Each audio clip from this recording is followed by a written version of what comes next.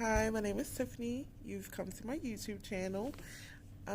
Pretty much a little bit about myself and my channel. We're going to talk about endometriosis and my journey and different things that go along with it. Also, we'll talk about random stuff. A little bit about me. I'm a teacher. I currently have first and second graders. So, depending on when you watch my video, like right now, um, you'll see a background of different artwork, different things that we're doing in class, and just a little positiveness. It's Christmas time, so we decorated our tree, and also just different little activities. We have our donut mantra and our Coke cake. Different things to help us stay positive throughout the day. So, depending on when you watch my channel, you might see little backgrounds of different things. Today I'm just trying it out. So, just for the surface of everything, I pretty much just wanted to start off by talking about endometriosis and the different things that's involved in it. So, for me, I was 19 when I was diagnosed through laparoscopic surgery.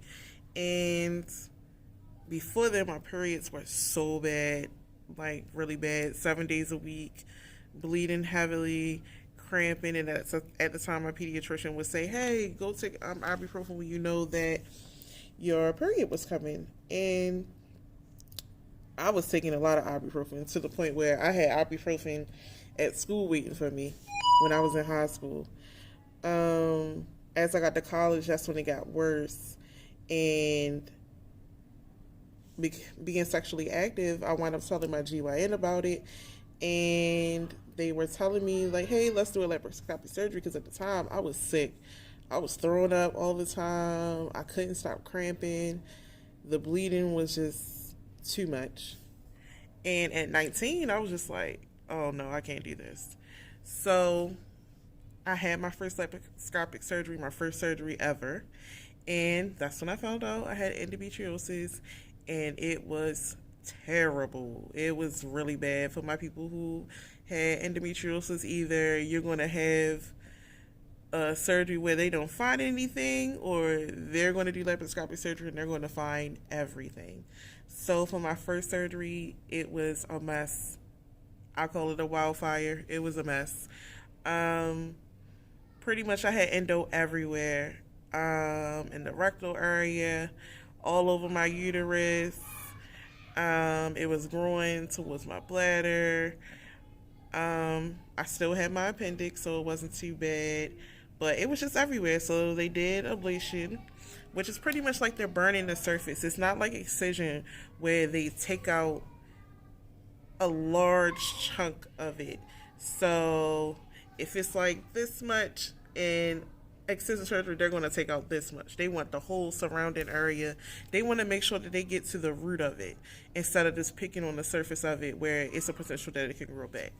So after that, my first surgery, I was put on birth control and Lupron. At the time, I just wanted to stop having bad periods, so I was like, sure, I'll take Lupron. But for people who don't know what Lupron is, it pretty much puts you in menopause. So it put me in menopause at 19, and I went through it. The hot flashes, the hormonal imbalance, it was crazy. So I did that for 6 months from June to December. I will never again do that. I felt all types of crazy. Like, I personally don't suggest it for people, but if it works for you, it works for you. It did not work for me. I hated it. It made me feel worse. So after 6 months, she asked me did I want to continue. I said absolutely not, and I stayed on Northern. So I did that in 2009, and everything was going better, I would say. And then after that, 2011, I wound up having to have another lap. And then again, I had another lap in 2013. And then I had another lap in 2016. And then finally, here we are today. I just had my lap on 11/26 of 2019. So 5 surgeries down, the only surgeries I've ever had. And I'm here because I feel like when I first got diagnosed with endometriosis, there wasn't a lot of information about it. And I was so lost. I was young. I didn't really know. My GYN kept trying to explain it to me. But at the time, being 19, I'm just like, what? I have what?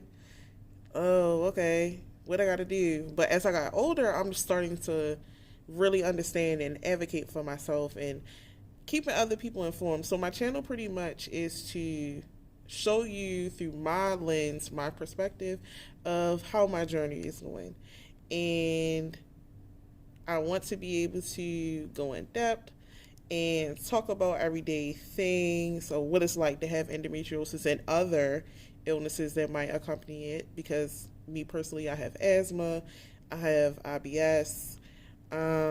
Because I was on the pack pills that everybody take, I was at risk of having blood clots. So I had PE last year, and I was in the hospital for that. And they assumed that it came from taking the pack pills of birth control. So now I can only take progesterone based only birth control. I cannot take birth control with estrogen in it. So just different little complications or challenges that I've been having. I feel like I should share my experiences because every time I tell somebody about endometriosis, it's just like, what? And I'm just like, we're finally starting to get recognition for it, but it's still not a lot of information about it. And I just want to spread awareness. If I can help inform someone, that would be amazing. I have so many more details I would love to get into. I'm just trying to see if there's any viewers who would be interested in this content. I plan to talk about after lab they give you pictures, so I can share my experience with the pictures from my lab. Also, a lot of people ask, well, I heard that when you have endometriosis that you can't have kids. So you can have kids depending on how severe it is and which stage you're in. We're going to talk about trying to conceive with endometriosis. Just daily activities. I know some people, it's hard for them to find jobs and work. So I just want to explain my point of view and how I cope with having endometriosis. So if you're interested, which I hope, and I know I did a lot of talking because I'm looking at the time like I hate when people on YouTube talk too much, but I plan on having a more interactive YouTube session and show you pictures and other things to keep you more engaged. So if you're definitely interested, like my video, subscribe, leave a comment on some of the things that you want to know about, or if you have any questions you want to ask, feel free. Please share my video, post my video. I would definitely say this is a lot for me because I personally hate talking on the microphone. I don't really like being center of attention, but I felt like after this 5th surgery and all the things that came with it, I felt like it was time to find my voice and share with other people. So thanks for watching. See you soon.